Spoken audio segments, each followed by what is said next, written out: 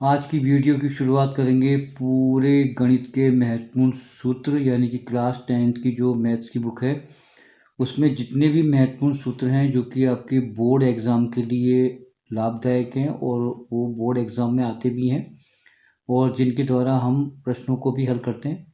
तो आज की वीडियो महत्वपूर्ण सूत्रों के ऊपर आधारित है। तो सबसे पहले हम लेके चलेंगे रियल नंबर यानी कि वास्तविक संख्याएं।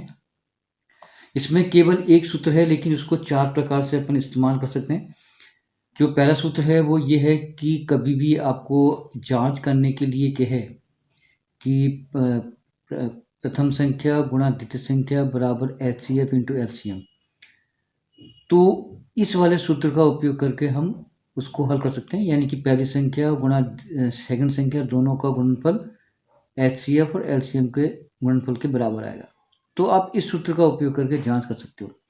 अगर मान के चलो कि अगर इस सूत्र के हिसाब से हमें पहली संख्या निकालनी हो तो क्या करना पड़ेगा, H C F into L C M, और ये जो सेकंड संख्या है ये इसके भाग में चली जाएगी। तो आप इसको हल करोगे तो आपकी प्रथम संख्या आ जाएगी।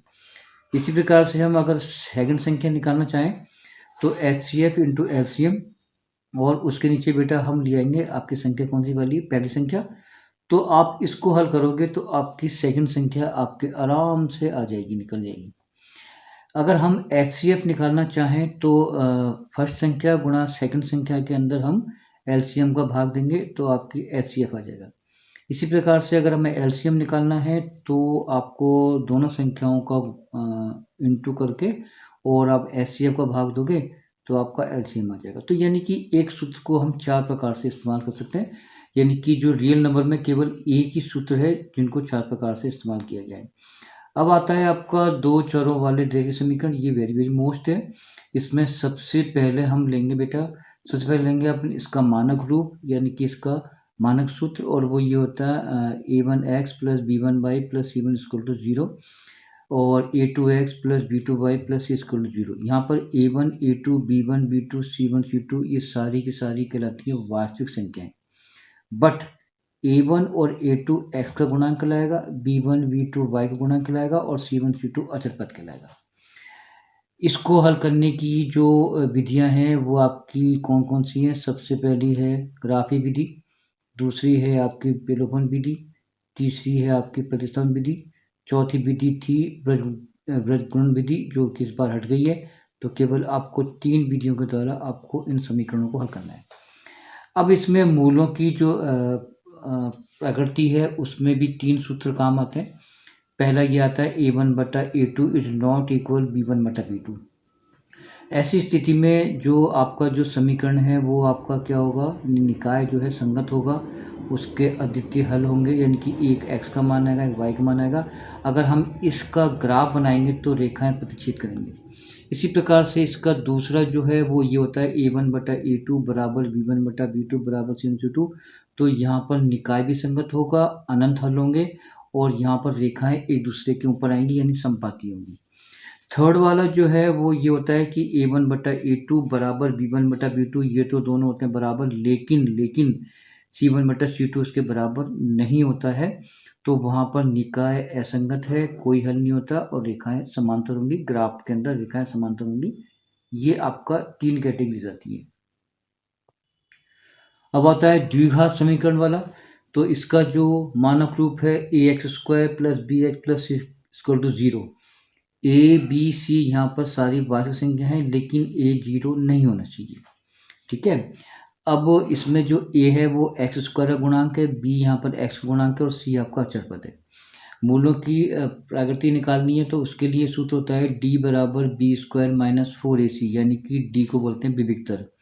अब इस कंडीशन में 3 कैटेगरीज हैं। पहली जो कैटेगरीज है डी बराबर बी स्क्वायर माइनस 4ac, जब बी स्क्वायर माइनस 4ac को हल करेंगे और ये इसका मान 0 आता है तो जो डी का मान 0 आएगा तब आपको वहाँ पर ये लिखना पड़ेगा दोनों मूल समान है यानी कि दोनों आंसर समान आएंगे।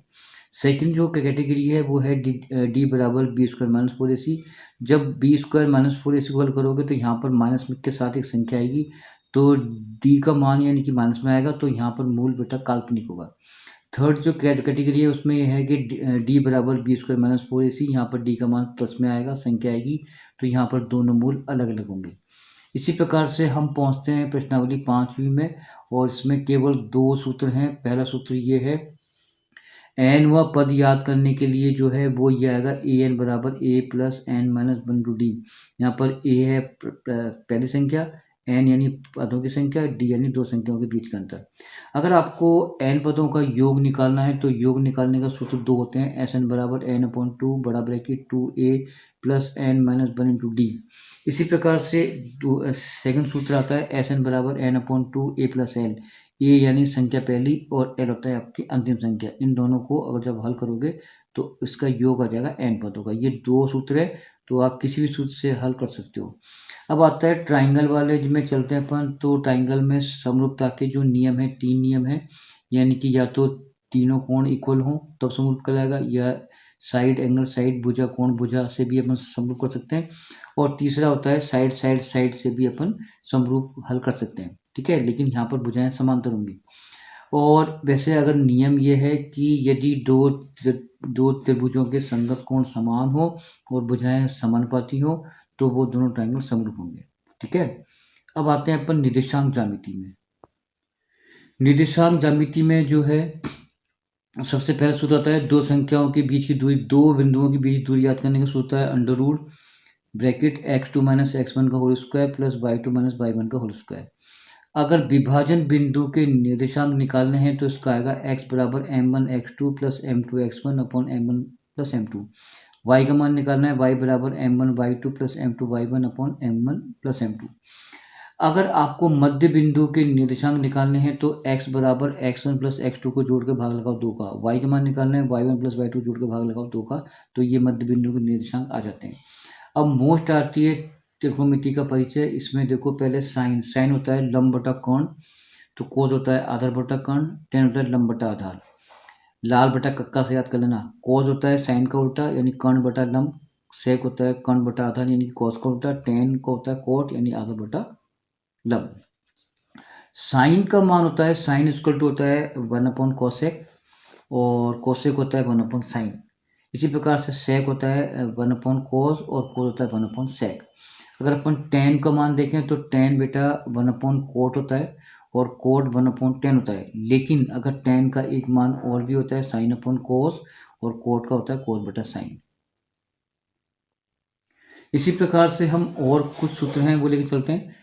Sine theta into cosec theta का मान 1 होता है, अगर ये दोनों इंटू में है तो उसका मान 1 होगा। इसी प्रकार से सेक इंटू कोस का मान भी 1 होता है गुणा में, टेन इंटू कोट का मान भी 1 होता है। ये आपको प्रश्नों को हल करने में काम आएंगे। अब सब समीका है वो कौन कौन सी है। सबसे पहली समीका है बेटा sine square theta plus cos square theta equal to 1। अगर साइन को यहीं छोड़ दूँ, कोस को वहाँ पे लेके जाऊँ तो 1 माइनस कोस स्क्वायर थीटा हो जाएगा, यानी साइन स्क्वायर का मान 1 माइनस कोस स्क्वायर थीटा भी रख सकते हो। अगर मैं कोस को यहाँ पे लिख दूँ, साइन को वहाँ पे लेके जाऊँ तो ये आ जाएगा कोस स्क्वायर थीटा बराबर 1 माइनस साइन स्क्वायर थीटा। इसी प्रकार से सेक की भी है, sec square theta minus ten square theta का मान 1 होता है। अगर मैं टेन को वहाँ पे लेके जाऊँ तो सेक स्क्वायर का मान हो जाएगा 1 प्लस टेन स्क्वायर थीटा। अगर टेन को वहाँ पे लेके जाता हूँ तो टेन स्क्वायर का मान होगा सेक स्क्वायर माइनस 1 के बराबर। इसी प्रकार से आप कोसेक वाले देखो, cosec square theta minus cot square theta की वैल्यू 1 होती है। कोट को वहाँ पर लेके जाता हूँ तो कोसेक बराबर 1 प्लस कोट स्क्वायर। अगर कोट को यहीं छोड़ता हूँ तो 1 को यहाँ पे लेके आऊँगा, कोट को लेके जाऊँगा वहाँ पर, तो कोट स्क्वायर थीटा हो जाएगा कोसेक माइनस 1 के। इसी प्रकार से कुछ सब समीकरण हैं, ए प्लस बी का होल स्क्वायर, वो होता है आपका a square plus 2ab plus b square. A minus b का होता है a square minus 2a plus b square. अगर अपन a square minus b square देखें तो ए प्लस बी और ए माइनस बी होता है। इसी प्रकार से ए प्लस बी का होल क्यूब देखें तो a cube plus 3a square b plus 3ab square plus b का होल क्यूब। माइनस में भी आती है लेकिन इसमें यहाँ पे माइनस होता है, यहाँ होता है माइनस, बाकी बीच में प्लस होता है। A cube plus b cube, a plus b a square minus a b plus b square होता है। इसी प्रकार से अपन माइनस वन लें तो a minus b a square plus a b plus b square. ये आपकी ट्रिग्नोमेट्री के हैं। अब आते हैं अपन 10वीं प्रश्नावली के। अब आते हैं वृत्तों से संबंधित क्षेत्रफल। इसमें देखो ये एक सर्किल है, यहाँ पर ये केंद्र है, ये इसकी रेडियस है और ये चाप है। ठीक है, और यहाँ पर जो बीच में कोण बन रहा है वो बनेगा थीटा। अगर इसको बोलते हैं बेटा त्रिज्यखंड तो इसका सूत्र है पाई आर स्क्वायर थीटा बटा 3/4। इसका एक और भी है 1/2 एल इंटू आर। एल बोलते हैं चाप की लंबाई, आर इन त्रिज्या, और चाप की लंबाई का होता है पाई आर थीटा बटा 180। ये सारे सूत्र बेटा।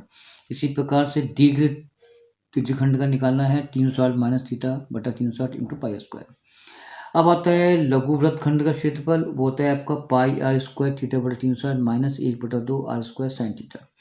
अगर हम दीर्घ वृत्तखंड का देखें, दीर्घ वृत्तखंड का, तो वृत्त के क्षेत्रफल में से लघु वृत्तखंड का क्षेत्रफल को कर दो माइनस, तो आपका दीर्घ वृत्तखंड का क्षेत्रफल आ जाता है।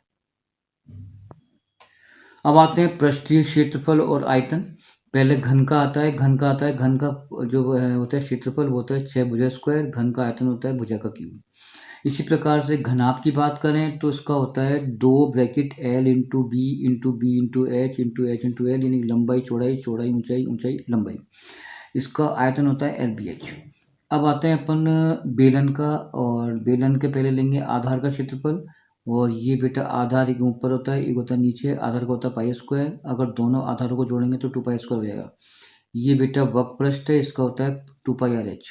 और संपूर्ण पृष्ठ का होता है, यानी दोनों आधार प्लस वक्र पृष्ठ, तो 2 pi r h plus pi square, pi r 2 pi r common ले लिया तो एच प्लस आर, ये संपूर्ण पृष्ठ हो गया।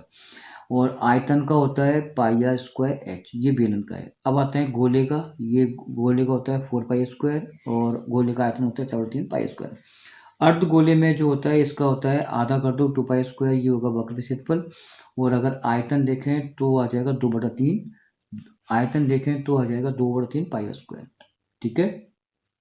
अब आते हैं शंकु। शंकु में देखो, शंकु के आधार का होता है आपका पाई आर स्क्वायर।